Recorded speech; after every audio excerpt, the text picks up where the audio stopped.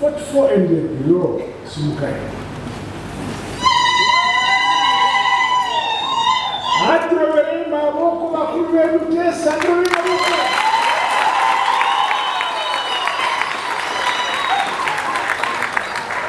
Itai rugare pamuri bakuru bedu.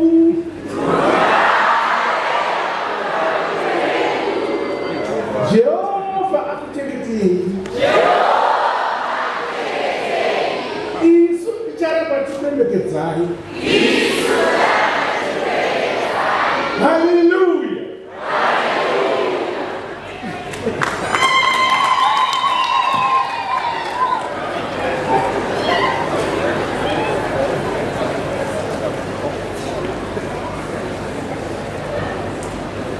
Zimbabwe at 44 promotes unity, promotes peace, and above all, promotes development, unity, and vision for our motherland, Zimbabwe.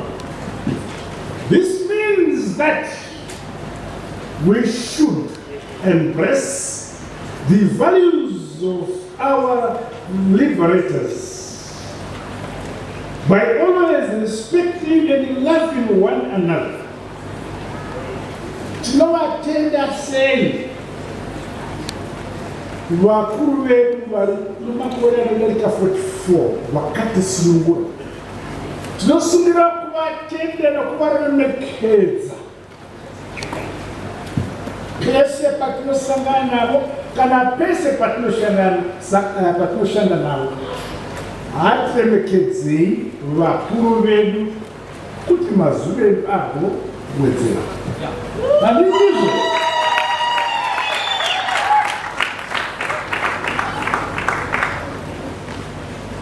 Your language, your culture, your traditions may differ from community to community.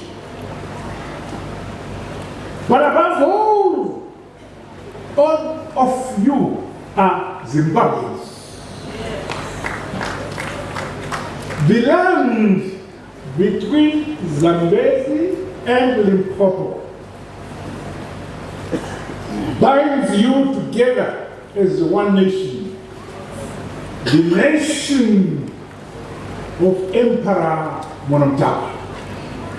Muri zvizukuru zvaEmperor ani?